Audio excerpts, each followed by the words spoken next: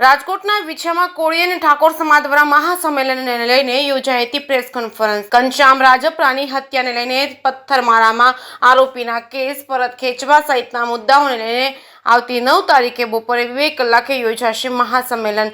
1 લાખથી પણ વધારે લોકો આ મહાસંમેલનમાં જોડાશે। 1000થી પણ વધારે સ્વયંસેવકો ખડે પગે રહેશે। એસપી, ડીવાયએસપી સહિતના પોલીસ કર્મીઓ પણ સ્થળ નિરીક્ષણ માટે પહોંચ્યા છે। કેબિનેટ મંત્રી કુંવરજીભાઈ બાવળિયા સહિતના કોળી સમાજના આગેવાનોને આપ્યું હતું આવેદનપત્ર। સૌરાષ્ટ્રભરમાંથી કોળી અને ઠાકોર સમાજના લોકો મહાસંમેલનમાં જોડાશે। કોળી સમાજ અને ઠાકોર સમાજમાં થયેલા અત્યાચારો સહિતના મુદ્દાઓને લઈને સંમેલનમાં ચર્ચાઓ થશે। કેસની ગુજરાતી સાથે કરશન બામટા, રાજકોટ। યુવાનો ઉપર જે અત્યાચાર થયો એના ન્યાય માટેની લડાઈનું આ સંમેલન છે।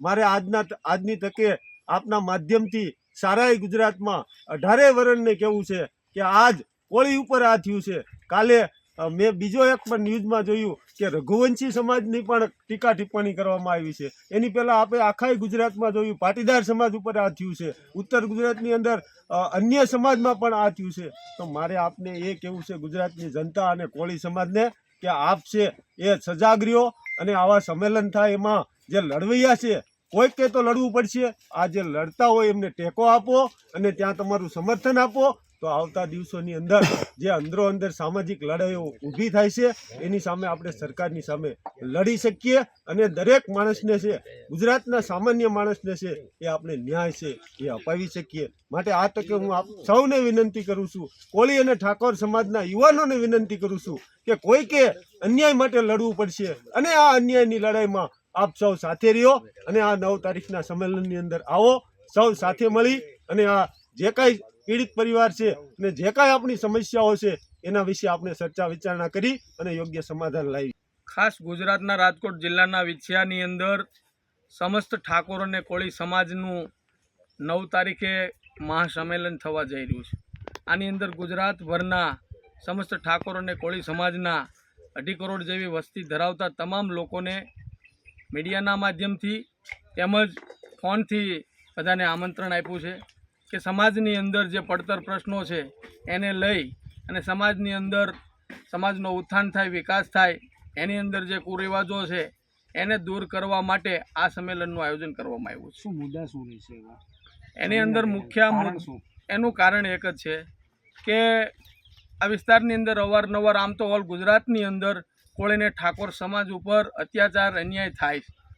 આને રોકવા માટે કોળીને ઠાકોર સમાજ એક મંચ થઈ અને કોઈ પણ રીતે સમાજને સામાજિક રીતે કઈ રીતે આગળ આવે, એને કાયદાકીયનું જ્ઞાન આપે, વ્યસન દૂર થાય, કુરિવાજો દૂર થાય।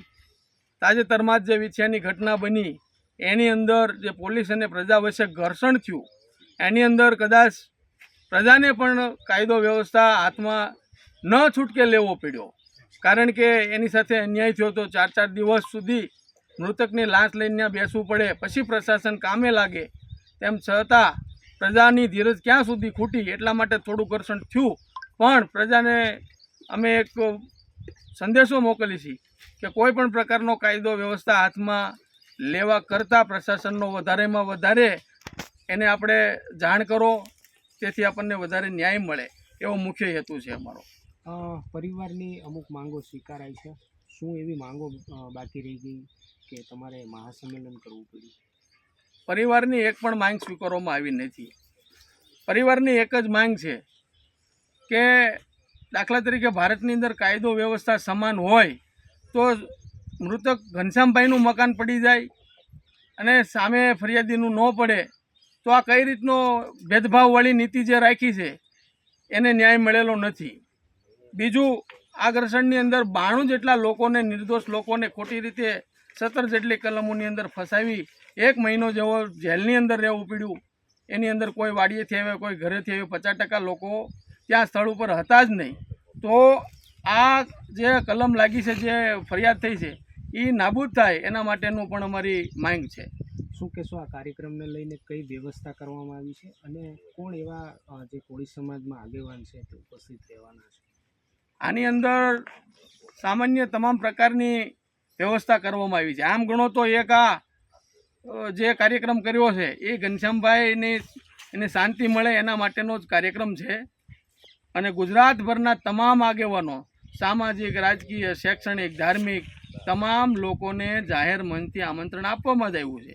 તેથી કોઈ સ્પેશિયલ ગેસ્ટ તરીકે નહીં, કારણ કે આ કાર્યક્રમમાં જે એક શ્રદ્ધાંજલિ રૂપ હોય તો આને કોઈ એવું રૂપ ન આપવું જોઈએ કે જેથી કરી અને બીજા કાર્યકરોને તકલીફ પડે. શું ચર્ચા થશે સંમેલનમાં?